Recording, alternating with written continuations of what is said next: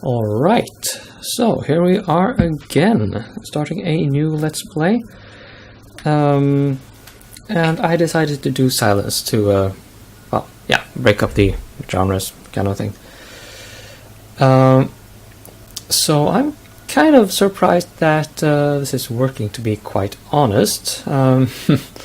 PlayStation 4, well, I've had some difficulties capturing gameplay from a PS4, as I might have explained while doing my Let's Overthink Near Automata little series back in the day. But this seems to be going quite alright. I'm hoping that holds. So, before we start, what is silence? Well, one of the things that it is a basically two-dimensional adventure game. I almost said point and click, which is not accurate because we don't have a cursor. We use the gamepad to control the movement of the character on the screen directly, not click at some point on the walk mesh and he or she walks over there, but we control their actual movement on the screen. So it's in that sense it's more like Grim Fandango, if you want something else to compare it with. Grim Fandango or other games using the Grime engine, which is, to my knowledge, only Escape from Monkey Island. Yeah. This game was developed by, or at least published by, Daedalic Entertainment. It is a German adventure game studio, mainly. And this game has trophies, and they require getting a platinum on this game requires 2 playthroughs, one where you have hints and one where you don't.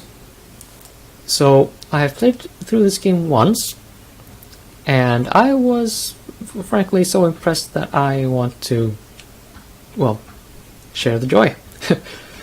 Show you what this is all about, and why I like it so much.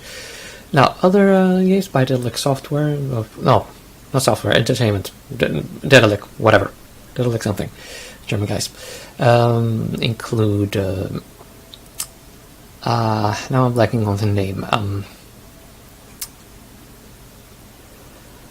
I just did 2 Let's Plays for their games on, 2 of those games on my channel. What were they called again? Memoria and some prequel. Jesus, this is embarrassing. Anyway, this is, as I understand it, basically a sequel to a Whispered World, or a Whispered World. It is a game I think that is a true point-and-click adventure game, two-dimensional. I have not played the game, unfortunately, so if there are any references from this game to that one, I will miss them all. Let's see, control scheme, yeah.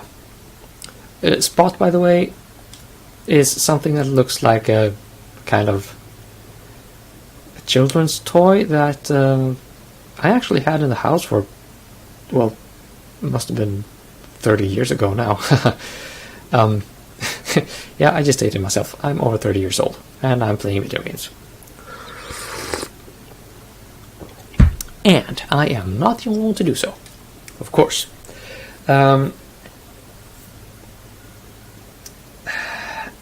Yeah, I think this game is beautiful, in a way. I mean, the subject matter of the game, as you will discover, is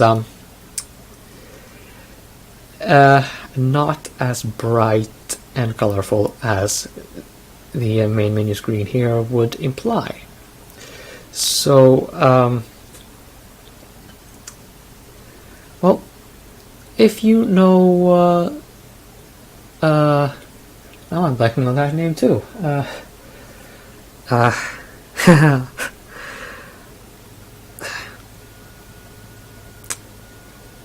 Wow, this is embarrassing and a half. Well, basically the story is, well, it has a lot in common with a very popular Swedish children's novel by Astrid Lindgren. The main characters' names are Jonathan and Skorpan. Probably translated to something else in other languages, but yeah, one of them has the name Jonathan at least. And there's this dragon called Katla, and they go to this place called Nangiala, someplace. Well, anyway, if you know it by that name, please put it in the comment section, and I will put it in the video description if I forget to do my due diligence on my own. That is an absolute classic in the Swedish children's literature, so it's kind of embarrassing for someone who has read as many books as I have to blank on this name, but hey, I guess it just got lost in the clutter. With that said, there is going to be at least implied death of children in this game, and I don't mean merely failing some challenge in the game. I mean as part of the story. So if you're struggling with that, or have some, or if you're sensitive about that in general, just well, at least skip the ending to this game. Up until that point, I mean, it's it's a nice adventure game. So, well, yeah. Is there anything else I have neglected to add? Yeah, it actually is. As I said, this is my second playthrough. On one playthrough, you can get a trophy for surviving and not dying once. In other playthroughs, you can get a trophy for dying all the freaking time. And that's what I'm going for with this playthrough. So I am failing on purpose. Keep that in mind. Whenever I die, it is mostly because I decide to do so for reasons of getting that trophy.